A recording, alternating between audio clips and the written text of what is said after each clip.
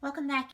Today I wanted to do a brief video specifically about the slow cooking function on the Aura Pro, Gem, and the Aura Multicookers by Instant Pot. This cooker has a very unique slow cooking program, and it has taken me a while to figure it out. And I see a lot of people have commented that it doesn't seem to get hot enough, or it's essentially the same as keep warm. When these slow cookers start off, they stay at a very low temperature for the first few hours, somewhere between 2 and 3 hours. The temperature stays steady at around 160 degrees, which is essentially the same as keep warm. After that point, it kicks up to the cooking range.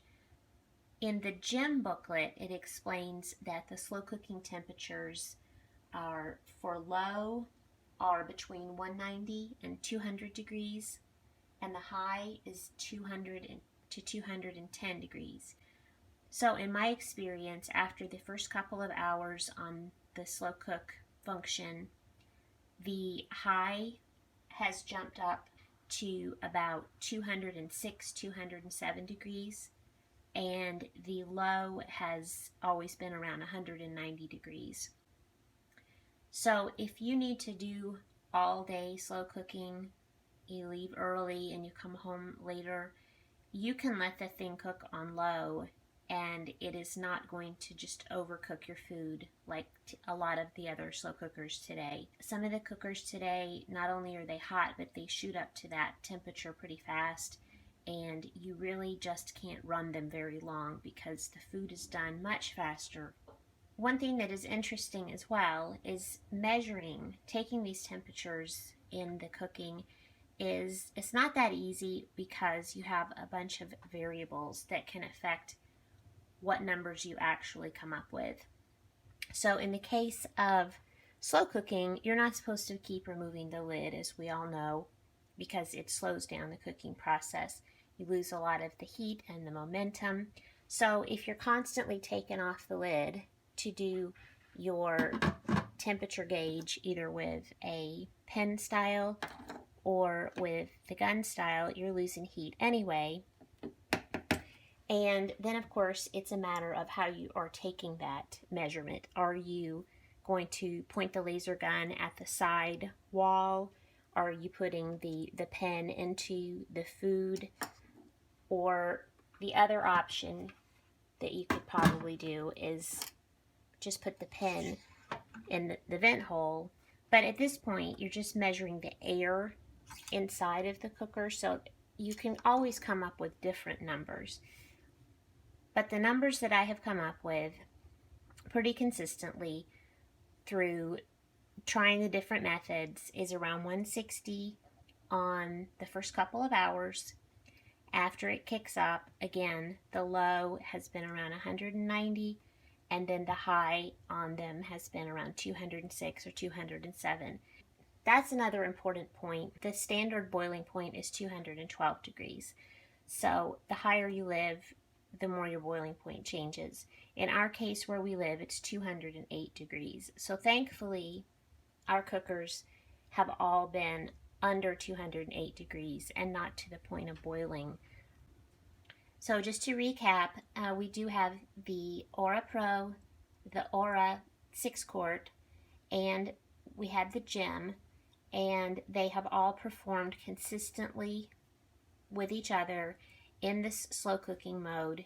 You can't just put it on high for say 4 hours like you did with your old slow cooker. It's going to have a different result most likely. The strangest thing of all, so on a standard slow cooker you could just change your programming from high to low. On these cookers, if you were to try to switch between high and low slow cook, you're going to have a very different result. And I have tested this numerous times. If you start off on, say, low,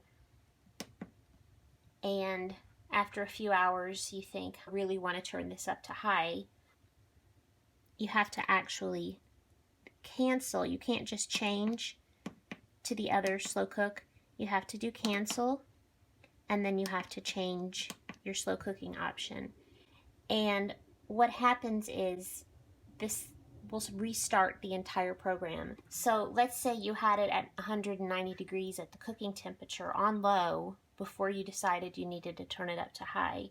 It's not going to just shift up to those additional degrees to the high cooking temperature. It has completely started over. So it's going to go back through those initial couple of hours on the sort of keep warm temperature, and then it will move into the new cooking temperature after that initial period. It works the other way around as well.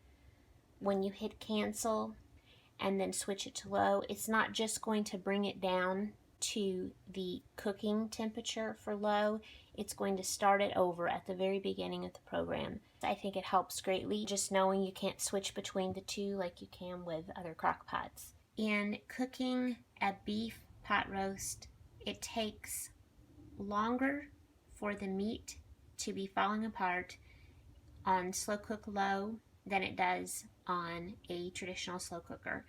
What I have found works really well is, instead of using slow cook low, is to use slow cook high, which I would never do on the old style slow cookers. About 6-7 hours, and this really depends on how large your roast is, how much you have in there. I almost never make a roast without anything. It's usually got potatoes, carrots, onions, mushrooms. So it's got the meat plus the vegetables, and 6-7 hours, depending on the size of the roast, on high, falls apart just like it would in any other slow cooker. Chicken cooks really well on slow cook low, but that really low heat is great for the chicken. But for the beef, I have found that the slow cook high works the best. In summary, I would say that the slow cooking results using these cookers are far superior to many other slow cookers that I have used. I hope this is helpful information in planning your meals. Thank you so much for watching. We'll see you again next time.